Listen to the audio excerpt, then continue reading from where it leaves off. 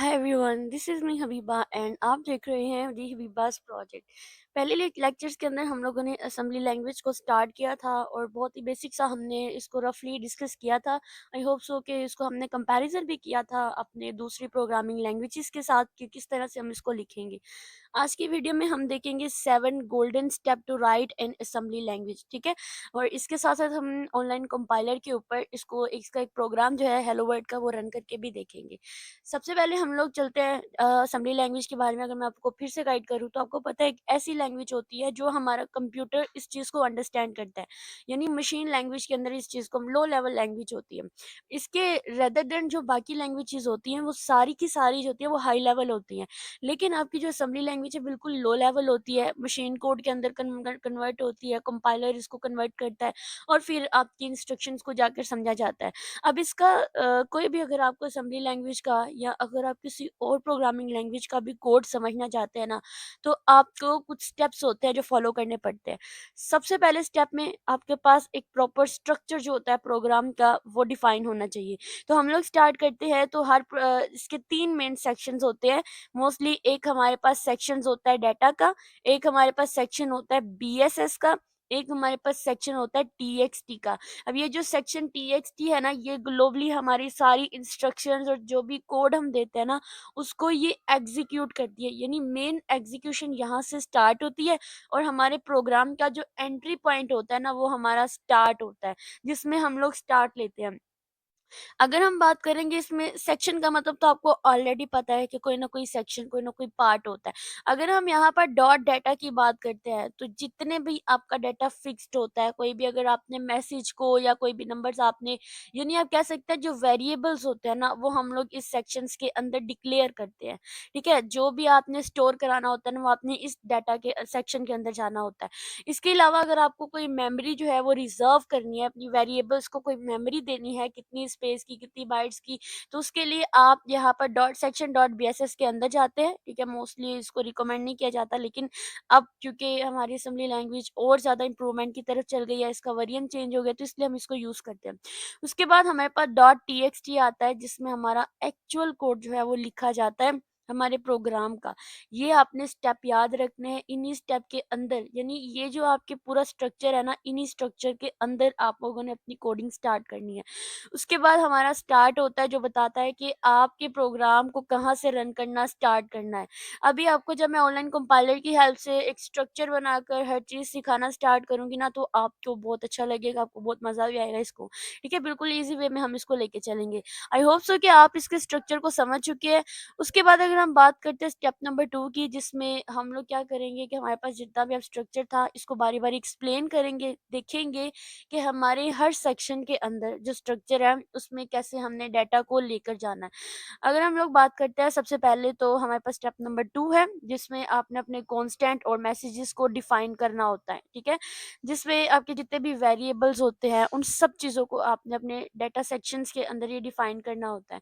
ठीक है, जैसे यहाँ पे सेक्शन डॉट डाटा है उसमें आपने मैसेज डीबी, ये जो डीबी है ना ये बाइट्स होती हैं उसको डिफाइन करता है, क्योंकि आपकी जो असेंबली लैंग्वेज है वो हमेशा बिट्स या बाइट्स यानी 0 और 1 की फॉर्म में जो मशीन कोड होता है उसको अंडरस्टैंड करता है। ये दूसरी प्रोग्रामिंग लैंग्वेजेस की तरह बिल्कुल भी नहीं है, ये लो लेवल लैंग्वेज होती है। उसके बाद आपने अगर कोई मैसेज प्रिंट कराना है तो आप इस तरह लिखते हैं, ठीक है, इन आपके जो भी मार्क्स होते हैं इसके अंदर, देन कोमा देके आप एंड पे 0 लिख देते हैं या जो भी आपकी मेमोरी रिजर्व होती है ना उसका आप नंबर लिख देते हैं। यहाँ पर 0 का मतलब होता है कि अब आपने जो आपका टर्मिनेटर है उसको नल कर दिया गया है, यानी आपकी स्ट्रिंग का एंड हो गया। देखो हेलो वर्ड लिखा है ना, एक स्ट्रिंग लिख ली है, तो उसके बाद 0 का मतलब है कि अब हमने इसको एंड कर देना है। उसके बाद हम चलते हैं अपने स्टेप नंबर 3 की तरफ, और स्टेप नंबर 3 में आप लोगों ने क्या करना होता है, जो आपके वेरिएबल्स के लिए मेमोरी होती है ना उसको रिजर्व करना होता है। लाइक अगर आपको कोई इनपुट लेनी है यूज़र से, आपने अक्सर प्रोग्राम देखे होंगे कि write a program that take input from the user, यानी कि आप यूज़र से इनपुट लें और उसकी वैल्यू को स्टोर कराएँ, तो इसके लिए आप इस सेक्शन को यूज़ करते हैं। जैसे आपने एक नंबर वेरिएबल लिया है, ठीक है? उसके अंदर आपने रिज़र्व बी, ये रिज़र्व बी का मतलब होता है बाइट्स, यानी कि आपने मेमोरी एलोकेट की है, मेमोरी रिजर्व की है इस चीज़ के लिए, ठीक है। और 2, इसका मतलब क्या होता है कि 2 बाइट्स आपने वेरिएबल्स के लिए 2 बाइट की जो मेमोरी होती है ना उसको एलोकेट किया है। इसके लिए क्या होगा कि सबसे पहले आपके पास एक नम का आपके पास रजिस्टर बनेगा, और सिर्फ 2 बाइट्स जो होते हैं ना वहाँ तक के वेरिएबल जो होते हैं वहाँ तक की मेमोरी को स्टोर कर सकते हैं। I hope so you understand this very well. उसके बाद हम बात करेंगे अपने स्टेप नंबर 4 की तरफ, जिसमें अपने एक्चुअल में जो कोड होता है आपका यहाँ पर स्टार्ट होता है, यानी आपका टेक्स्ट सेक्शन होता है जिसमें आपने अपने कोड को लिखना स्टार्ट करना है। जहाँ से आपकी प्रोग्रामिंग की जो एक्चुअल प्रोग्राम होता है ना वो यहाँ से स्टार्ट होता है। स्टार्ट हमेशा आपने कैसे करना है, आपने सेक्शन डॉट टी लिखना है, उसके बाद आपने ग्लोबल स्टार्ट लेना है, और देन आपने इसी तरह से अपना जो हाइफ़न लगाकर जो आपने स्टार्ट लेना होता है ना वो स्टार्ट, यानी ये चीज़ जो होती है ना लास्ट वाली, ये आपका स्टार्टिंग पॉइंट होता है जहाँ से आपके प्रोग्राम की जो एक्चुअल एग्जीक्यूशन होती है ना वो स्टार्ट होती है। जैसे दूसरे प्रोग्रामिंग लैंग्वेजेस में मेन फंक्शन होता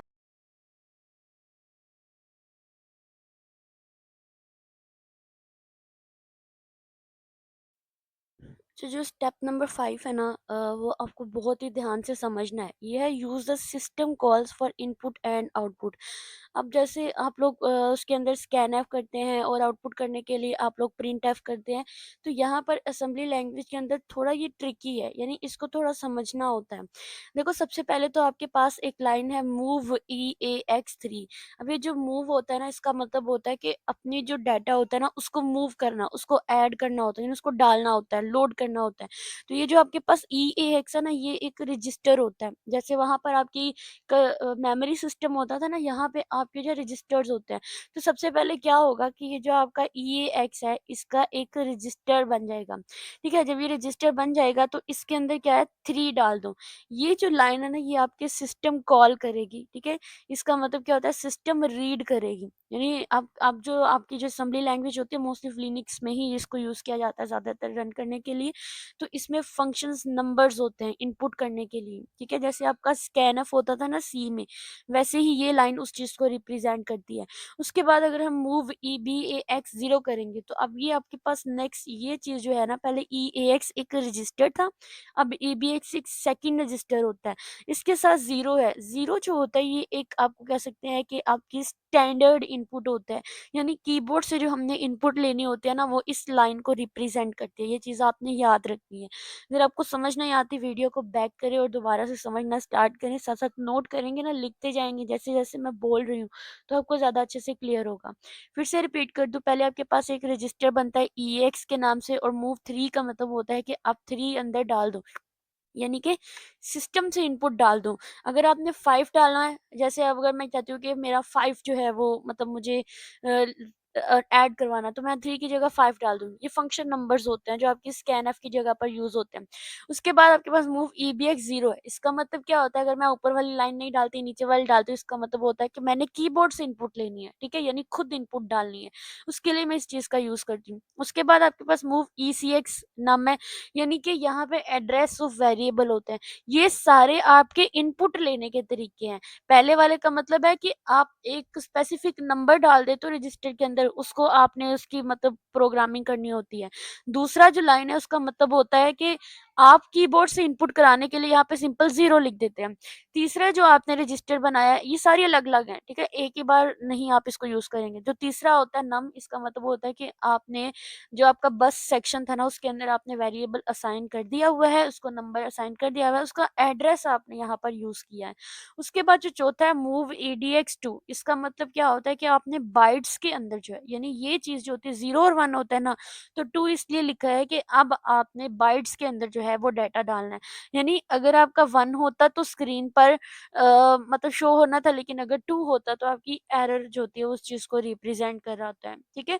यहाँ पर 2 डालने का मतलब है 2 बाइट्स की इनपुट लो, एक नंबर लो और उसके अंदर एक और चीज़ ऐड कर दो। ये चीज़ इस चीज़ को रिप्रेजेंट करती है। और ये जो आपका इंट 0 इंटू 80 है ना, ये अपडेटेड वेरिएंट जो है आपकी असेंबली लैंग्वेज का या कंपाइलर का, उसके साथ ये यूज़ होता है। अक्सर आपने देखा होगा कि आपका क्वेश्चन होता है कि इंटरप्ट असेंबली लैंग्वेज क्या होती है? तो उसमें आप लोग ये अपडेटेड वेरिएंट जो होता है ना, वही आप लिखेंगे, जो मोस्टली NASM अगर आपको इनके वेरिएंट्स के बारे में जानना है ना, तो ऑलरेडी इस पे मैं वीडियो बना चुकी हूँ, ठीक है? और वो डिटेल के साथ बनाई है, आप उसको ज़रूर देखिए, आपको ज़रूर वेरिएंट्स की समझ आएगी। ये इनपुट लेने के लिए होता है और अब हम चलते हैं आउटपुट लेने के लिए। देखिए आउटपुट लेने के लिए अब यहाँ पर फॉर एग्ज़ाम्पल आपने मूव EX4 है, तो इसका मतलब क्या होगा, स्क्रीन पे 4 जो है ना वो लिख दो। ये भी ऑटो पर ही होता है, ये भी आपने मतलब कि वैल्यू फिक्स कर दिया कि मुझे स्क्रीन पे 4 जो है ना वो प्रिंट करा के दो, प्रिंटफ की तरह होता है। उसके बाद मूव EBX1, इसका मतलब होता है कि एक स्टैंडर्ड आउटपुट स्क्रीन पर प्रिंट कराओ। अगर यहाँ पर 0 होता तो मतलब कि आप कीबोर्ड से जो भी टाइप करते हो उसकी आउटपुट होती है, 1 होता तो इसका मतलब है स्टैंडर्ड आउटपुट, जो आप एंटर करेंगे वो आपको आउटपुट शो कराएँगे, और 2 होता तो अगर यहाँ पर 2 होता तो इसका मतलब होता है कि एरर है, ठीक है? उसके बाद आपके पास आता है मूव ECX मैसेजेस। अब ये जो ECX है, यानी ये सारे रजिस्टर्ड हैं, अलग-अलग हैं, इनमें से कोई एक लाइन ही आपने यूज़ करनी है according to the statement of your program. यहाँ पे आप थर्ड रजिस्टर है जिसमें मैसेज है, इसमें ये होता है कि आपने कोई मैसेज जो है वो प्रिंट कराना है। जैसे अभी हम हेलो वर्ल्ड का प्रोग्राम लिखेंगे ना, तो उसमें हम लोग मैसेज को ही प्रिंट कराना सीखेंगे, ठीक है? उसके बाद आपने मूव EDX12 है, ये कम से कम आपकी मैसेज की लेंथ कितनी है, ठीक है? उसको रिप्रेजेंट कर रहा होता है। जैसे हेलो वर्ल्ड है ना, तो उसके साथ हम इस चीज़ को भी लिखेंगे, क्योंकि हेलो वर्ल्ड के अंदर जो है ना 12 कैरेक्टर्स होते हैं, ठीक है? ये चीज़ें आपने यहाँ पर प्रिंट करानी है। फिर से ये जो इंट 080, इसका मतलब क्या होता है कि ये ट्रिगर सिस्टम कॉल होता है, यानी जो आप इंटरप्ट असेंबली लैंग्वेज होते हैं ना उसका यूज़ कर रहे होते हैं। ये जो होता है बेसिकली लिनक्स का ही एक तरीका होता है कि ओएस से, जो आपका ऑपरेटिंग सिस्टम होता है उससे उसने कैसे बात करनी है, रजिस्टर्स में वैल्यूज़ को कैसे सेट करना है। रजिस्टर्ड आपके पास, मैं फिर से बता दूँ, ये जो मूव के बाद जितने भी ये सारे आपके रजिस्टर्ड हैं, आप रजिस्टर को इस तरह से रिप्रेजेंट करेंगे। अपनी आसानी के लिए आप कुछ भी लिख सकते हैं, लेकिन ये एक्स जो होती है ये चीज़ रिप्रेजेंट कर रही होती है आपके रजिस्टर्ड को। ये आपका स्टेप नंबर 5 था, इनपुट और आउटपुट लेने के तरीके थे। अब हम चलते हैं स्टेप नंबर 6 पे, जिसमें आपने अगर कोई भी अरिथमेटिक इंस्ट्रक्शंस होती है उसको परफॉर्म करना है, तो वो कैसे करना है। देखो अरिथमेटिक के अंदर आपके एडिशन, सब्ट्रैक्शन, मल्टीप्लिकेशन, डिवीजन, इसके अलावा मॉडुलस, हर चीज़ आती है। तो अगर आपने ऐड करना है, फॉर एग्जांपल ये जो AL है ये आपके रजिस्टर्ड है, ठीक है? उसके बाद AL सेकंड रजिस्टर, यानी आपने क्या करना है, सबसे पहले एक रजिस्टर लेना है, उसके अंदर वैल्यू रखनी है num1 की। num1 में आपने कोई भी वैल्यू स्टोर करानी है। ये जो आपको स्क्वायर ब्रैकेट्स नज़र आ रहे हैं ना, इसका मतलब होता है कि इसके अंदर आपने कोई वैल्यू स्टोर करानी है। ये मेमोरी होती है, इसके अंदर वैल्यू स्टोर करानी है। उसके बाद ऐड करना है AL के अंदर सेकंड नंबर को। ये हिसाब हो जाता है कि आपने num1 के अंदर जो है वो num2 को आपने ऐड कर देना है। ये कुछ इस तरह का हिसाब हो जाता है, ठीक है? 1 + 2 फॉर एग्ज़ाम्पल। उसके बाद मूव करना है सम का। अब आपके पास 3 चीज़ें बनेंगी। सबसे पहले आपका AL आया, उसके अंदर आपने num1 को स्टोर कराया, ठीक है? मूव कर दिया। फिर आपने AL के अंदर सेकंड नंबर को स्टोर करा दिया। अब आपके पास एक आया है कि AL को अब सम करके दो, तो अब आपने इन दोनों को ऐड कर दिया ना जब एक ही मेमोरी के अंदर, तो ऐड होने के बाद जो भी रिजल्ट आएगा ना वो इसका सम होगा। इस तरह से जो है ना वो आपके फंक्शन परफॉर्म करेंगे। अगर होता है कि आपने उसको सब्ट्रैक्ट करना, तो यहाँ ऐड की जगह सब आ जाता, दोनों में सब्ट्रैक्शन हो जाती। डिवाइड करना हो तो आप डिव कर देते, ठीक है? मल्टीप्लाई करना हो तो आप मल कर देते। इस तरह करके जो है ना वो आप अरिथमेटिक जो होंगे आप यहाँ परफॉर्म करेंगे। अब हम चलते हैं स्टेप नंबर 7 में, जिसमें आपने अपने प्रोग्राम को एंड करना होता है। जैसे वहाँ पे रिटर्न 0 करके और लास्ट ब्रैकेट लगाकर हम लोग एंड करते थे प्रोग्राम का। यहाँ पर भी प्रोग्राम को एंड करने के लिए मूव एक रजिस्टर लेंगे 1। इसका मतलब है ये चीज़ जो होती है ना, पहली लाइन जो आपको शो हो रही है, ये आपके सिस्टम कॉल होता है एग्ज़िट करने के लिए। अब इसके अंदर हमारे हमेशा सिस्टम कॉल ही होंगे। रीड करना है, राइट करना है, इनपुट लेनी है, आउटपुट लेनी है, एक सिस्टम कॉल ज़रूर होगा। उसके बाद आपने XOR ऑपरेटर यूज़ करना है।